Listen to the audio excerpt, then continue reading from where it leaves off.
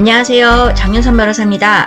오늘은 미리 예고해둔 바와 같이 부동산 매매 계약서를 실제로 작성해 보도록 하겠습니다. 자, 이런 모양의 서식 흔하게 많이 보셨죠?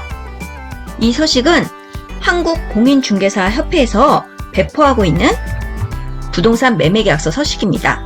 그럼 저와 찬찬히 한번 뭐라고 써져 있는지 작은 글씨들도 읽어보시고 실제 빈칸 한번 채워보도록 하겠습니다. 이런 계약서 쓰셔도 이런 작은 글씨들 일일이 다 안 읽어보시는 경우 많죠? 그러니까 오늘 저랑 뭐라고 써져 있는지 한번 찬찬히 읽어보실게요. 자, 매도인과 매수인 쌍방은 아래 표시 부동산에 관하여 다음 계약 내용과 같이 매매 계약을 체결한다. 1. 부동산에 표시해서 소재지. 이거는 우리가 흔히 알고 있는 주소 쓰면 되거든요. 집원 주소랑 도로명 주소를 같이 쓸게요. 경기도 의정부시 녹양로 34번 길 23.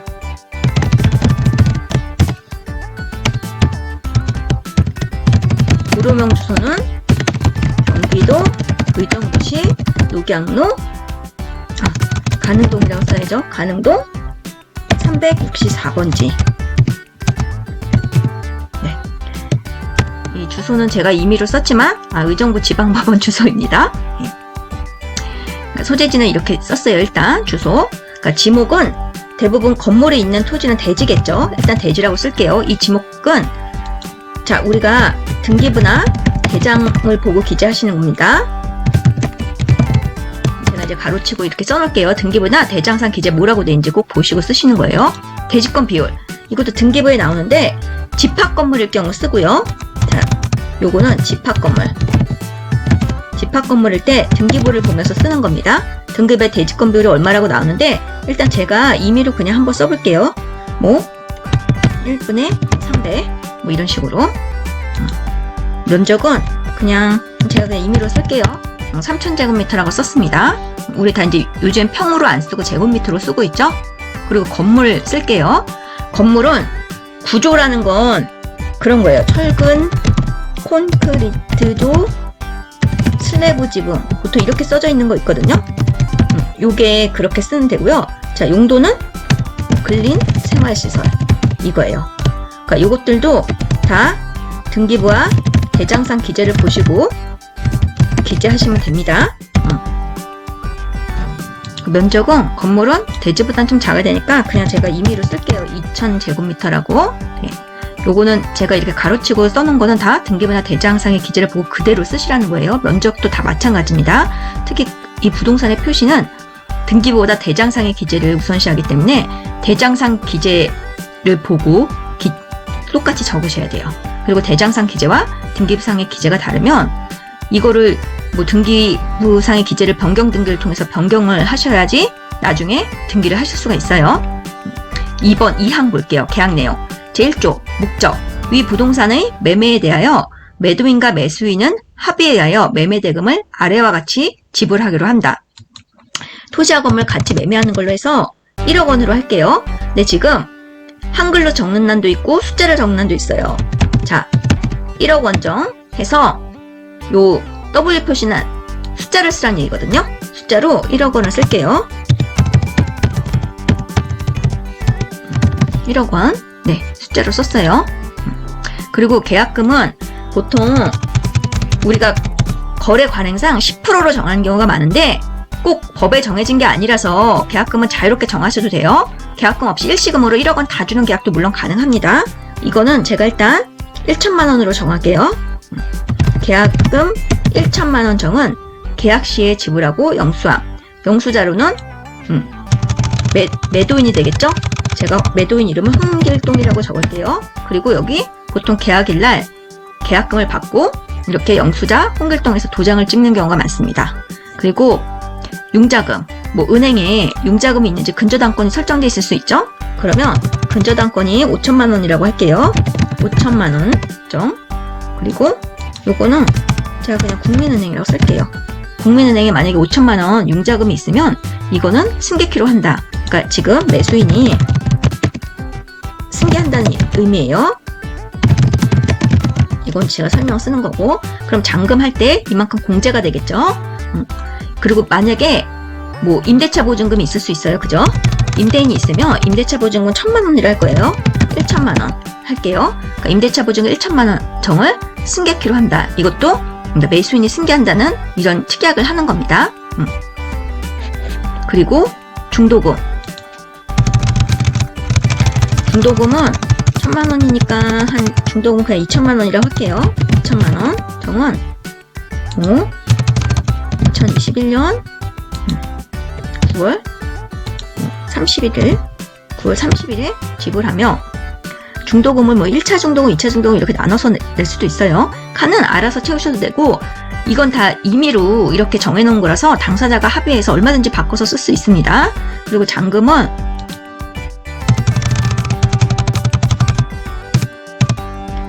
잔금이 지금 1억에서 1,000만 원, 2,000만 원 빼면 7,000만 원이죠. 잔금 7,000만 원 정은 2021년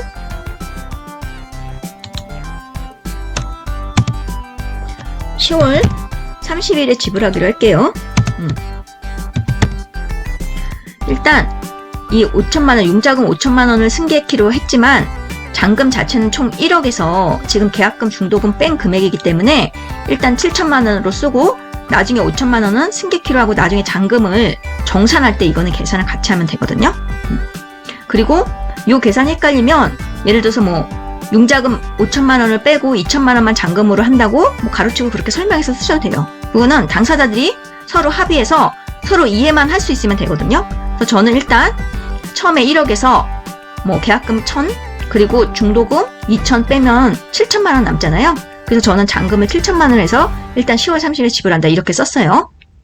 자, 소유권 이전 등기는 잔금 수령과 동시에 하는 거죠. 제2조 읽어볼게요. 소유권 이전 등 매도인은 매매대금의 잔금 수령과 동시에 매수인에게 소유권 이전 등기에 필요한 모든 서류 교부하고 등기 절차에 협력하여 위 부동산의 인도일은 우리 잔금 치르는 날로 하죠. 잔금 이때 치르고 소유권 이전 등기 하니까 10월 30일로 할게요.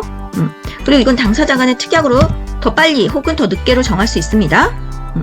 그리고 여기 이 돈 금액 적는欄에 제가 뭐 이렇게 한글로 썼지만 숫자로 다 적으셔도 돼요. 그거는 상관없으세요. 그리고 제3조 읽어볼게요. 제한물권 등의 소멸. 매도인은 위의 부동산에 설정된 저당권, 지상권, 임차권 등 소유권의 행사를 제한하는 사유가 있거나 제세공과, 기타 부담금의 미납금 등이 있을 때에는 잔금 수술까지 그 권리의 하자 및 부담 등을 제거하여 완전한 소유권을 매수인에게 이전한다. 다만 승계하기로 합의하는 권리 및 금액을 그러하지 아니하다. 지금 우리는 승계하기로 했죠. 융자금 5,000 그리고 임대보증금 1,000 이런 거예요. 자, 그리고 4조 볼게요. 지방세 등. 위 부동산에 관하여 발생한 수익의 귀속과 제세 공과금 등의 부담은 위 부동산의 인도일을 기준으로 하되 지방세의 납부 의무 및 납부 책임은 지방세법의 규정에 의한다. 네. 우리가 이 부동산 거래와 관련돼서 지방세 중에 문제되는 게 뭘까요? 특히 거의 뭐 취득세 그리고 재산세 이런 게 지방세거든요. 그러니까 재산세는 특히나 매년 6월 1일 기준으로 해서 이때의 소유자가 재산세를 부담하죠. 그러니까 이 6월 1일 요거는 좀 중요하니까 제가 빨간색으로 6월 1일 기준으로 소유자가 누군지에 따라서 재산세가 부과된다는 거. 그래서 계약을 하실 때 이왕이면 재산세 이제 누가 부담하게 되는지 좀 특약 같은 거 정해놓으셔도 좋아요. 제5조 볼게요. 계약의 해제. 매수인이 매도인에게 중도금이 없을 때는 잔금을 지불하기 전까지 매도인은 계약금의 배액을 상환하고 매수인은 계약금을 포기하고 본 계약을 해제할 수 있다. 이 계약의 해제에 관한 조항은 흔하게 우리가 많이 접할 수 있죠. 요건 제가 나중에 이론적으로 또 자세히 설명해 드릴 거예요. 제6조 채무 불이행과 손해배상. 매도인 또는 매수인이 본 계약상의 내용에 대하여 불이행이 있을 경우 그 상대방은 불이행한 자에 대하여 서면으로 최고하고 계약을 해제할 수 있다. 그리고 계약 당시에는 계약 해제에 따른 손해배상을 각각 상대방에게 청구할 수 있으며 손해배상에 대하여 별도의 약정이 없는 한 계약금을 손해배상에게 기준으로 한다. 요거 손해배상에서 별도의 약정임과 계약금을 수령해서 지출한다. 이게 바로 위약금 약정이 되는 거거든요. 제가 이제 이것도 빨간색으로 좀 표시할게요. 이게 전형적인 위약금 약정입니다. 요거에 대해서는 제가 나중에 자세히 설명을 해드릴 거예요. 제7조 중개보수 볼게요. 기업 공인중개사는 매도인 또는 매수인의 본계약 불이행에 대한 책임을 지지 않는다. 또한 중개보수는 본계약 체결과 동시에 계약 당사자 쌍방이 각각 지불하며 기업 공인중개사의 고의나 과실 없이 본계약이 무효, 취소 또는 해지되어도 중개보수는 지급한다. 맞습니다. 이거 특히나 요조야 그러니까 공인중개사분들이 중개를 하실 때 그 중개사의 고의나 과실 없이 계약이 무효 또는 취소, 해제되어도 중개보수는 지급해 주셔야 돼요. 그러니까 주사님의 과실이 없는 거잖아요. 그리고 공동 중개인 경우에 매도인과 매수인은 자신이 중개 의뢰한 기업 공인중개사에게 각각 중개보수를 지급한다. 중개보수는 거래액의 몇 %한다. 이거는 당사자들이 다 협의를 하겠죠. 그리고 제8조 중개보수에 매도인 또는 매수인이 본계약 이해 업무를 의뢰한 경우 이에 관한 보수는 중개보수는 별도로 지급하며 그 금액은 합의해야 한다. 이것도 이제 별도로 당사자들이 정하면 돼요. 제9조 볼게요. 중개대상물 확인 설명서 교부 등 기업 공인중개사는 중개대상물 확인 설명서를 작성하고 업무 보증관계 증서, 공제증서죠. 그 공제증서 등 사본을 첨부하여 계약 체결과 동시에 거래 당사자 쌍방에게 교부한다. 이런 조항들이 있는 거예요. 1조부터 9조까지가. 작은 글씨로 돼 있어서 잘 안 읽어보셨죠, 여러분들? 그리고 이제 이 특약사항란 볼게요. 이 특약사항은 지금 당사자들이 어떻게 합의를 해서 정하느냐에 따라서 다양한 특약사항이 들어갈 수 있어요. 일단 보통 근저당권이 설정되어 있는 경우에 우리가 근저당권에 대해서 근저당권을 승계할 것인지 혹은 말소시킬 것인지 이런 부분 들어가죠. 그러니까 근저당권을 뭐 승계한다든가 그러면 잔금을 어떻게 정산하고 승계하게 되는 잔금 정산 문제가 나올 것이고, 그리고 말소하게 되면 뭐 당연히 잔금을 실의 끝날 말소한다는 조항이 들어가겠죠. 요 근저당권에 대해서. 그리고 또 임대차 보증금도 마찬가지로 임대차 보증금 있으면 이것도 승계한다는 조항이 당연히 들어가게 돼요. 그리고 대항력이 있는 임차인 같은 경우는 주임법에 규정이 돼 있습니다. 주임법 상위법에 그러니까 지금 이 양수인이 임대인의 지위를 승계한다는 조항이 다 들어가 있어요. 제가 이제 짧게 지금 쓰고 있는데 제가 말로 설명하고 있으니까 무슨 의미인지는 아시겠죠? 주임법 상위법에 이 대항력 있는 임차인에 대해서는 양수인들이 그 임대인의 지위를 다 승계하게 돼 있습니다. 그리고 가장 흔하게 많이 쓰는 게 현 시설 상태에서의 뭐 매매 계약임, 계약임 뭐 이렇게 쓸게요. 이런 걸 많이 하죠. 이 현 시설 상태라는 게 뭔지 특정이 지금 안 돼 있잖아요. 이 계약서만 보고 현 시설 상태가 뭔지 몰라요. 그러니까 현 시설 상태에 대해서 구체적으로 뭐 사진이라든가 목록이라든가 이런 게 첨부가 되어서 당사자들이 현 시설 상태가 뭐다 하는 걸 알 수 있으면 유효하지만 근데 그런 게 아니면 근데 대부분의 경우는 그런 게 없어요. 이런 첨부가 안 돼 있으면 당연히 이런 조항은 의미가 없어요. 첨부가 안 돼 있으면 당연히 이런 거는 뭐 진짜 의미가 없습니다. 효력 없어요.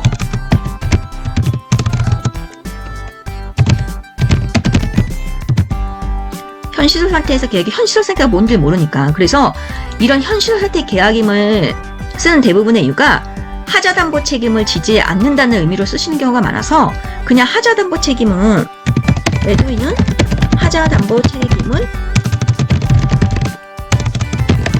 부담하지 않는다. 그냥 이렇게 딱 특약사항으로 적어두시는 게 좋아요. 그리고 특약사항이 많으면 자 별지 기재와 같은 해서 별지를 첨부해 주시면 되고 본 계약서랑 간인을 해주시면 더 확실해집니다. 그러니까 오늘은 간단하게 그냥 계약서 빈칸 어떻게 채우고 어떤 조항이 있는지만 알아보는 거고, 제가 지금 설명한 자세한 것들은 제가 이후에 다른 방송을 통해서 또 차근차근 하나하나 설명해 드릴 거예요. 그러니까 오늘은 대강 큰 틀로만 이해를 하시면 돼요. 그리고 마지막 거 볼게요. 본 계약을 증명하기 위하여 계약 당사자가 이의 없음을 확인하고 각각 서명 날인 후 매도인, 매수인 및 기업 공인중개사는 매 장마다 간인하여야 하며 각각 한 톡씩 보관한다. 이게 이제 계약서 작성이 되죠. 2021년 8월 한 26일 이렇게 쓸게요.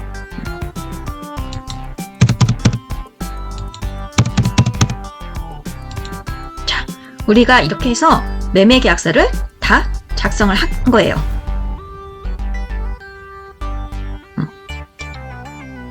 매도인, 매수인, 개업공인중개사, 그러니까 인적사항 적는 란이 있는데 지금 이거는 뭐 각자 주소, 주민번호, 대리인 있으면 그 사람 주소, 주민번호 다 채우면 되겠죠? 유의하실 게, 자, 개업공인중개사분들은 서명 및 날인을 하게 돼 있어서 서명도 하고 날인도 하셔야 됩니다. 뭐 등록번호 이런 거 다 적는 란 있죠?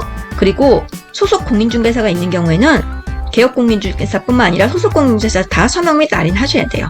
네, 요런 부분, 요 박스 부분 어려운 건 없어요. 그러니까 보고 쓰면 되니까 이 부분은.